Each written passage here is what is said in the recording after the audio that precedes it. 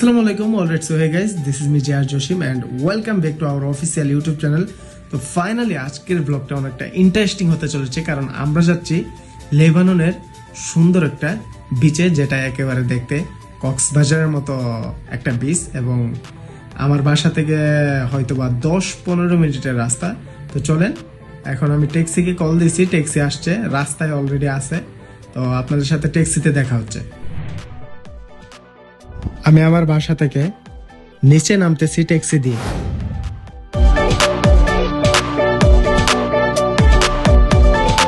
Main রোডের পাশে বসে আছি, ফেরদাউস এখনো গাড়িতে আছে। সে নাকি প্রায় আরো 3 কিলোমিটার রাস্তা দূরত্বে আছে। তো আসলে তারপরে দুজন একসাথে হয়ে যাবো নাহারে। অবশেষে ফেরদাউসের দেখা হলো অনেকটা সময় পেরে। তো দুজন একসাথে বসে তারপর চললাম নাহার ইব্রাহিমের উদ্দেশ্যে।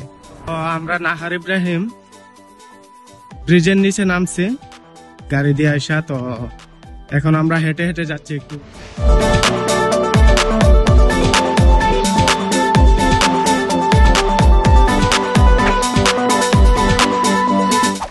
আমরা অলরেডি নাহার ইব্রাহিম একেবারে সমুদ্রের কাছাকাছি আছি।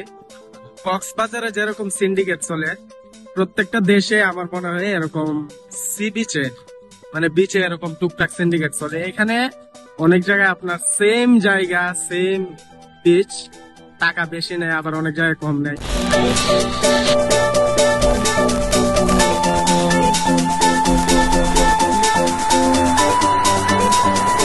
নাহার ইব্রাহিম লেবাননের সুন্দর একটি জায়গার নাম।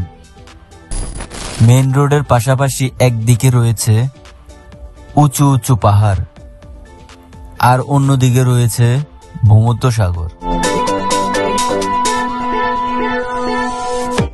দাওরা থেকে নাহার ইব্রাহিমের দূরত্ব 47 কিলোমিটার উত্তরে। প্রাকৃতিক সৌন্দর্য এবং ব্যবসা বাণিজ্যের শহর নাহার ইব্রাহিম।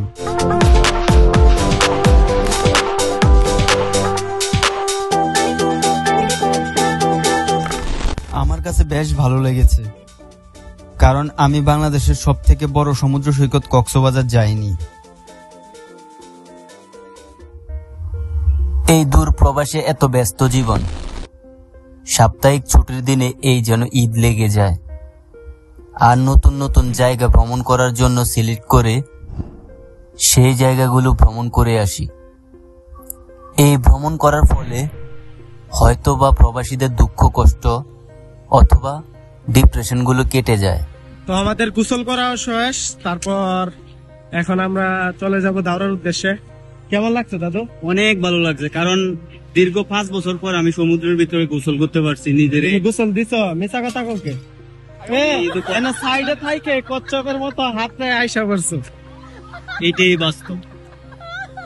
ভয়ে গোসল দিতে পারে না, আবার কয় যে অনেক বছর পর আসছে। এখানে পাথর আছে, সব পানি দেওয়ার লগে সব পাথর চলে আসতেছে। আমি তো মধ্যে নাই বা গোসল দিলাম না। গোসল দিলে তুমি আলাদা একটা মজা পাইতা। এটা ঠিক আছে, আমি তো তারপরও শুইয়া বইসা ভিডিও বানাইছি। যাই হোক, বেচারা গোসল দিছে, এইটাই সার্থক। এটাই সার্থক যে সমুদ্রে নামতেই বই, এটা কোনো বড় কথা না। তো যাই হোক, আপনারা যদি ব্লগটা দেখে ভালো লাগে তাহলে অবশ্যই একটা লাইক করবেন, কমেন্ট করবেন, আর চ্যানেলে নতুন হলে সাবস্ক্রাইব করবেন, অবশ্যই শেয়ার করবেন। তো এখন আমরা চলে যাব ডিরেক্টলি দাওরা।